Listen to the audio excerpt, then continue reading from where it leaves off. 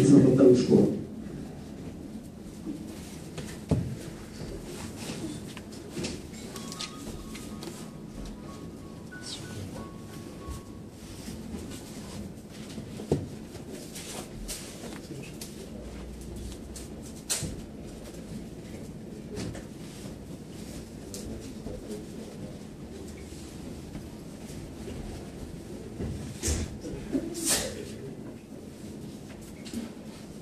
بسم الله الرحمن الرحيم. الحمد لله رب العالمين، والصلاة والسلام على أشرف المرسلين سيدنا محمد وعلى آله وصحبه أجمعين، ثم أما بعد، السلام عليكم ورحمة الله تعالى وبركاته.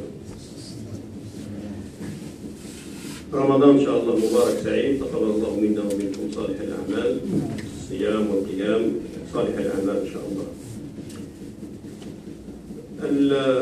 العبادة في الإسلام متنوعة، وخير العبادات ما كانت في وقتها. Donc les adorations, ils sont multiples en charia, en islam. Et la meilleure adoration, c'est l'adoration qui vient respecter le temps et le moment. C'est pour ça qu'il est inconcevable aujourd'hui de pratiquer le Hajj alors qu'on est en période de Ramadan. Il est meilleur d'accomplir le Ramadan parce que c'est le temps de pratiquer cette adoration. العبادات في الإسلام أولا هي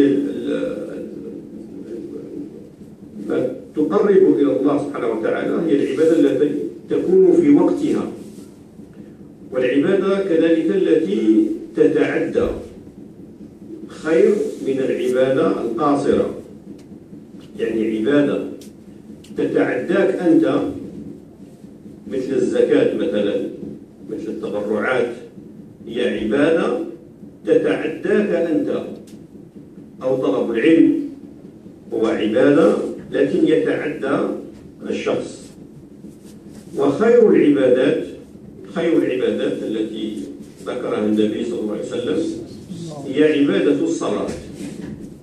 La meilleure adoration, comme dit le prophète sallam, fa'lamu anna khayra a'malikum as-salat. La meilleure adoration, c'est la prière. Parce que la prière, c'est toujours le temps de faire la prière. Or, la prière, on la pratique 5 fois par jour, tous les jours. Et le sage, s'il est dans l'obligation de pratiquer, supposons qu'on lui impose de pratiquer ou le ramadan ou la prière, il est préférable de choisir la prière.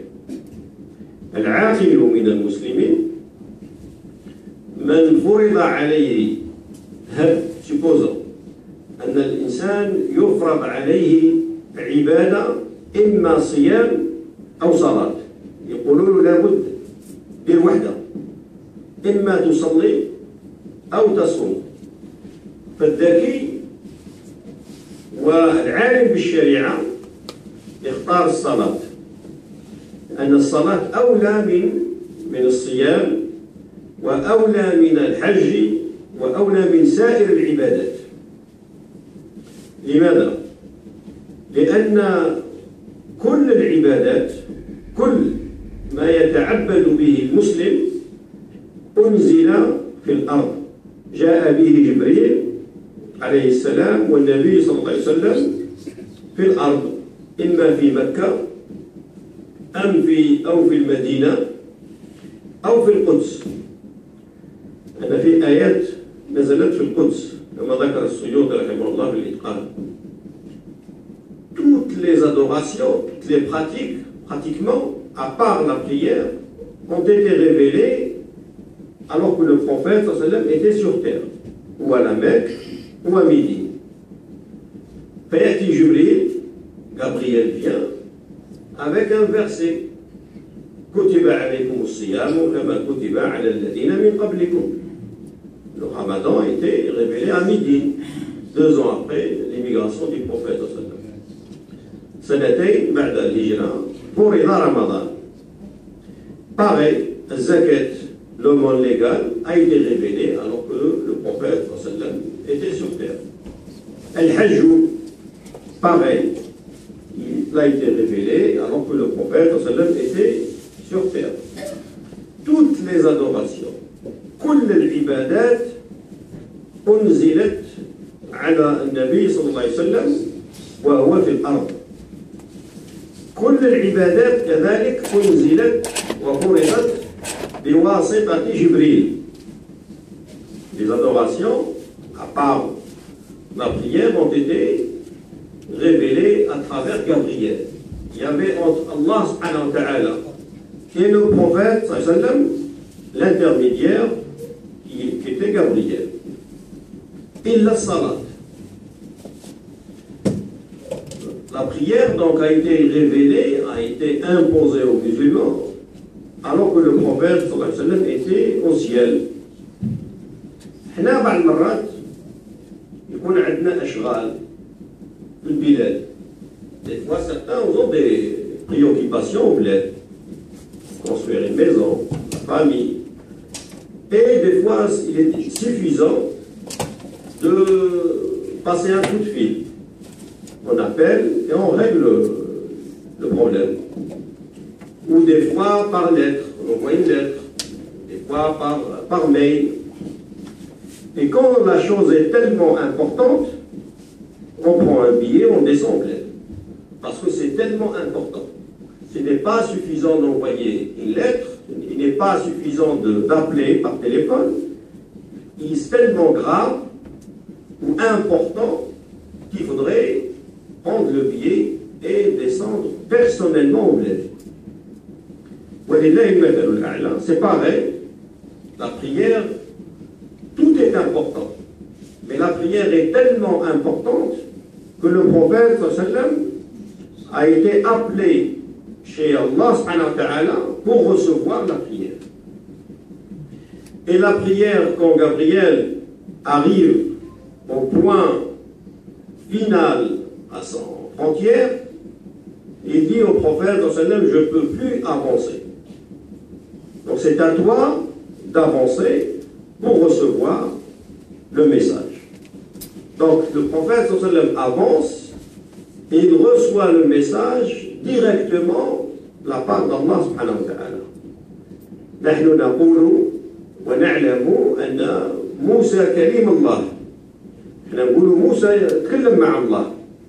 كذلك النبي رسول الله صلى الله عليه وسلم تكلم مع الله سبحانه وتعالى حينما أسري به بدل الإسراء والمعراج وتقدم النبي صلى الله عليه وسلم أخذ عن الله سبحانه وتعالى الصلاة. تكلم مع الله سبحانه وتعالى فأخذ الصلاة. Donc la prière est tellement importante qu'il n'est pas suffisant aujourd'hui de la pratiquer juste. Ce n'est pas suffisant. Il n'est pas suffisant. Il est également demandé à comment traduire et comment transmettre la prière à nos enfants.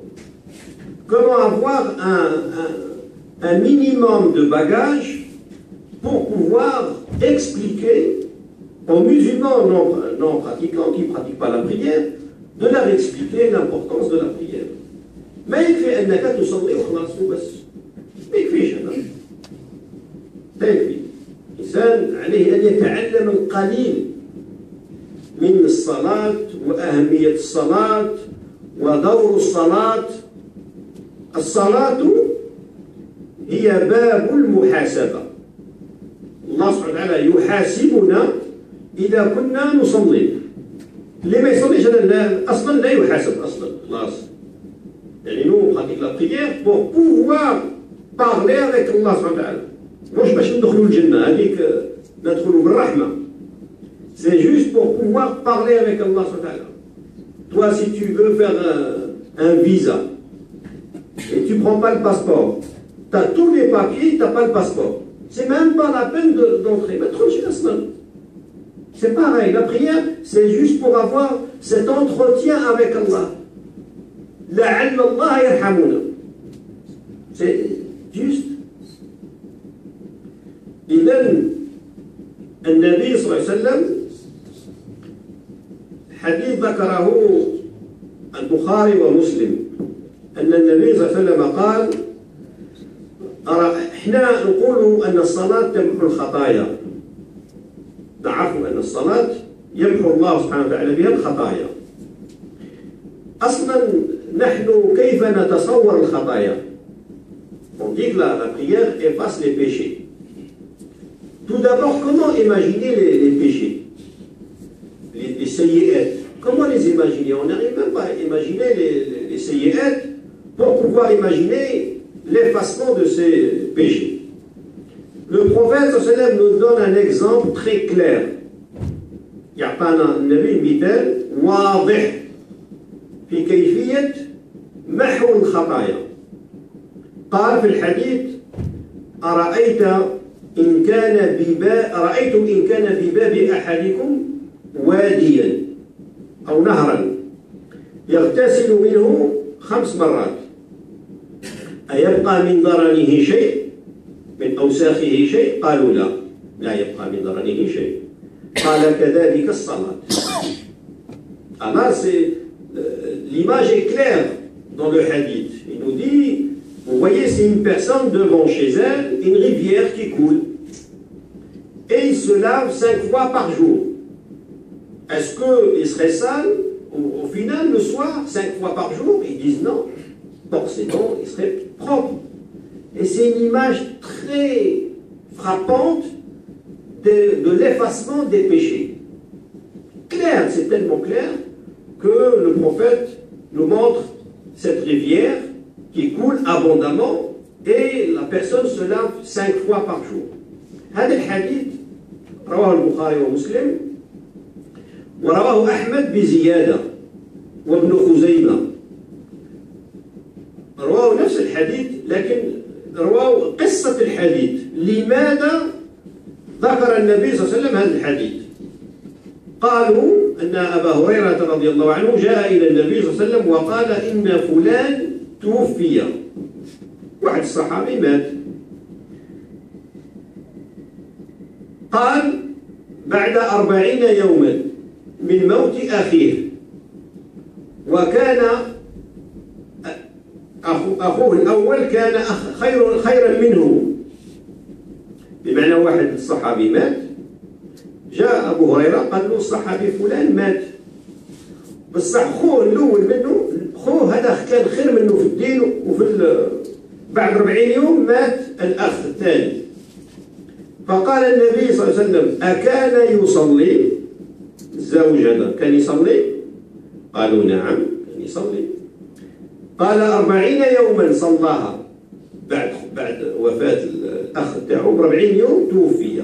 إذا صلى 40 يوم، كان يصلي من قبل لكن زاد على أخوه 40 يوم. فقال النبي صلى الله عليه وسلم وما يدريكم، ما يدرك أن أخوه الأول خير منه، لأنه قال النبي صلى 40 يوما. مفهوم؟ مفهوم. واحد مات، الأخ الأول مات وكان أتقى وأنقى، قالوا الصحابة. بعد 40 يوم خوه الزوج مات، فقالوا الأخ الأول خير منه. فقال النبي صلى الله عليه وسلم وما يدريكم أليس قد صلى 40 يوما؟ قال ربما بديك الصلاة تاع 40 يوم فاق الأخ تاعو. Donc ce hadith a été rapporté par Ahmed avec l'histoire du hadith. Pourquoi le prophète sallam a dit ce hadith. Abu Huraira donc vient voir le prophète et lui dit un tel est mort et son frère qui était avant lui mort 40 jours était meilleur que lui. Un frère A est mort, 40 jours après son frère B est mort. Le frère A, disaient les compagnons, était meilleur que lui. Et le prophète sallam demande est-ce qu'il faisait la prière? Le frère B dit oui, il faisait la prière. Donc il dit ça se peut que 40 jours de prière a dépassé son frère. Donc et là il dit vous voyez c'est la personne devant elle, une rivière qui coule. Donc 40 jours ما معنى هذا؟ معنى أن الحياة للمسلم أن المسلم يعيش خير له، خير من الممات. Ça veut dire que vivre en étant musulman et pratiquant est beaucoup plus meilleur que... Donc la vie, elle est importante également. Vivre dans la pratique, c'est beaucoup plus important. فلهذا قال النبي تمحو الخطايا. قال بعض العلماء مثل ابن القيم رحمه الله، مثل رشيد رضا، مثل نور الدين عتر، كبار قالوا أن الصلاة في الجماعة يمحو الله بها الكبائر، مش الصغائر، يمحو حتى بها الكبائر. Quelques grands savants, notamment Ibn Qayyim rahimahullah et Rachid Rida, disent que la prière en groupe, Allah efface les grands péchés. Pas seulement les petits, mais également les grands péchés. فلهذا الإنسان يحافظ على الصلاة مهما كان الوقت والزمان، يحافظ يعني على الصلاة، يعلم أولاده الصلاة، يعلم أهله الصلاة، والمرأة التي تصلي تعلم زوجها الصلاة إذا كان لا يصلي. الصلاة كما قال النبي صلى الله عليه وسلم، وكانت آخر وصية الرسول صلى الله عليه وسلم وهو يموت: الصلاة. En fait, son dernier conseil était la prière. Faites attention à la prière. ربنا علمنا ما ينفعنا وانفعنا بما علمتنا وزدنا علما نافعا. اللهم اهدنا فيمن هديت وعافنا فيمن عافيت وتولنا فيمن توليت وبارك لنا في الخير الذي اعطيت واصرف عنا وقنا برحمتك شر ما قضيت انك تقضي بالحق ولا يقضى عليك انه لا يعز من عاديت ولا يذل من وليت تبارك ربنا وتعالى. سبحان ربك رب العزه عما يصفون وسلام